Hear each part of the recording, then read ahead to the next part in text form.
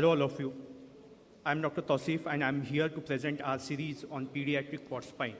I thank WIROC and my colleagues for giving me this opportunity.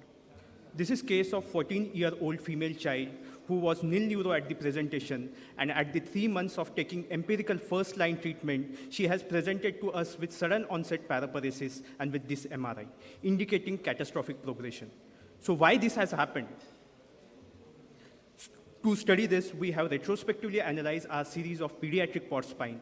Aims and objective of this study is to compare the outcome of non-operative treatment in patients with pediatric port spine.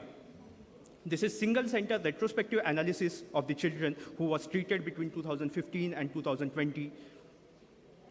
Inclusion criteria were children with clinical and radiological signs of port spine who has completed due course of treatment and has minimum 2 years of follow-up.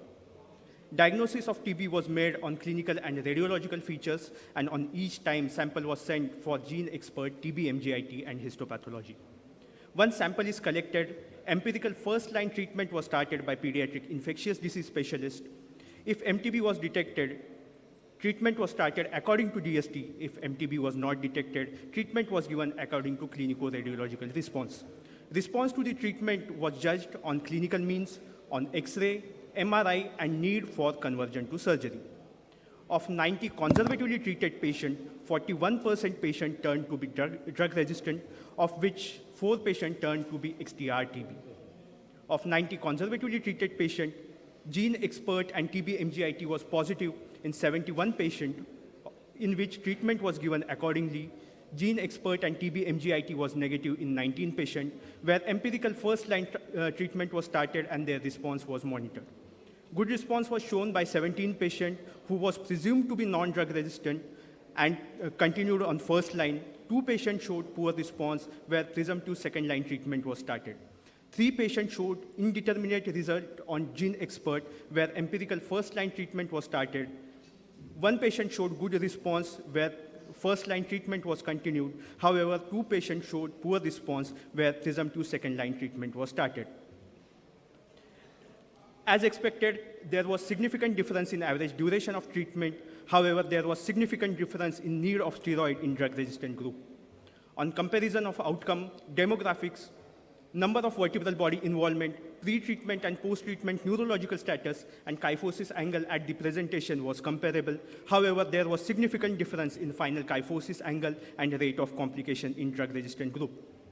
Complications noted were progression of kyphosis, conversion to surgery, and poor response to the treatment. They were significantly higher in drug-resistant group.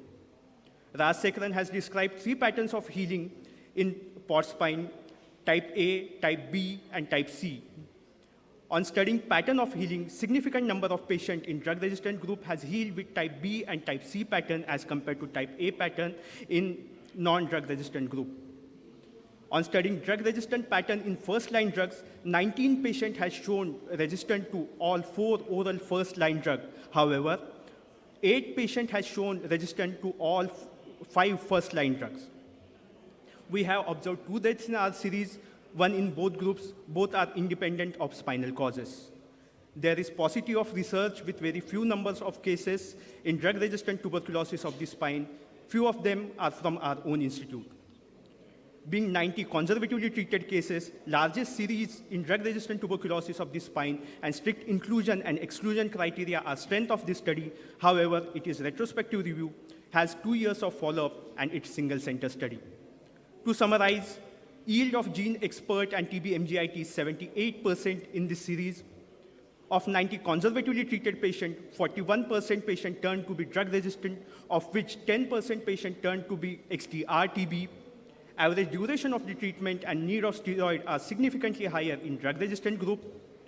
Drug-resistant tuberculosis patient has healed with more kyphotic spine. To conclude, conservative treatment is effective. However, close monitoring is required in drug-resistant cases. To minimize this complication, we recommend gene expert and TB MGIT for all cases of tuberculosis of the spine. Treatment of drug-resistant tuberculosis should be done by qualified specialists as treatment is prolonged, costly, and has serious adverse effect.